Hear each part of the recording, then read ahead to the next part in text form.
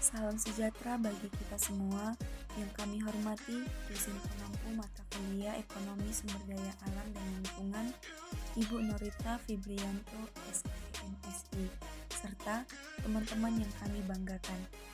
Kenalkan, kami dari kelompok 2 yang mendapat subtema tentang eksternalitas positif, di mana kelompok kami mengambil contoh sumber daya alamnya yaitu tambak udang yang dimiliki oleh Bapak Taufik dan berada di daerah Soca Bangkalan. Pengertian eksternalitas positif. Eksternalitas positif adalah dampak yang menguntungkan dari suatu tindakan yang dilakukan oleh suatu pihak terhadap orang lain tanpa adanya kompensasi dari pihak yang diuntungkan. Faktor-faktor eksternalitas positif adalah 1. Keberadaan barang publik. 2. Tidak ada pesaing atau non-rival dalam konsumsi. 3. Tidak bersifat eksklusif atau sulit memperolehnya.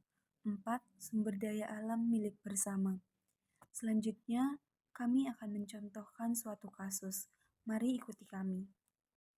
Yakni terdapat kasus di daerah Soca Bangkalan tambak udang yang berdiri tahun 2017 atau tepatnya pada 6 tahun yang lalu. Tambak udang tersebut didirikan juga sudah atas persetujuan dari masyarakat setempat agar menghindari kontra antara tambak udang dengan masyarakat sekitar.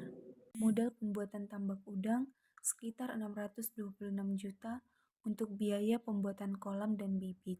Belum termasuk renovasi kolam, dan di dalam tambak itu ada 6 kolam tambak udang. Cara memanen udang. Untuk memanen udang tersebut membutuhkan alat-alat dari pabrik sendiri, seperti gala dan tempat udang. Peran pekerja di sana hanya bertugas merawat dan menjaga udang tersebut. Lama waktu yang dibutuhkan untuk memanen udang, biasanya untuk panen udang membutuhkan waktu minimal 3 bulan dan maksimal 4 bulan. Perbedaan waktu 3 bulan dan 4 bulan biasanya dikarenakan kondisi udang, sehingga para pekerja menyesuaikan untuk panen udang. Jika kondisi udang tersebut sudah mencukupi umur untuk panen, maka para pekerja akan memanen udang tersebut agar mendapatkan harga yang sesuai dengan udangnya. Untuk makanan udang tersebut juga dibedakan sesuai dengan umurnya. Jadi, makanan udang umur 17 hari, makanannya lebih halus dibandingkan yang sudah mencapai umur 30 hari. Dan untuk makanannya, biasanya udang tersebut makan 3 kali sehari. Setelah panen tersebut, biasanya pekerja maupun pemilik mengirim hasil panen tersebut ke daerah luar Pulau Madura, bahkan sampai diekspor ke luar negeri.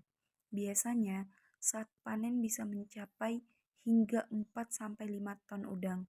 Untuk hasil panennya juga langsung dikirim tanpa harus diolah kembali. Setelah panen, para pekerja juga melakukan pergantian air yang baru dengan cara mengurangi air menggunakan mesin yang sudah disediakan, dan juga airnya dikurangi lalu ditambahkan sedikit demi sedikit. Air yang digunakan untuk udang tersebut menggunakan air asin. Dalam pengolahan udang tersebut tentunya ada limbah.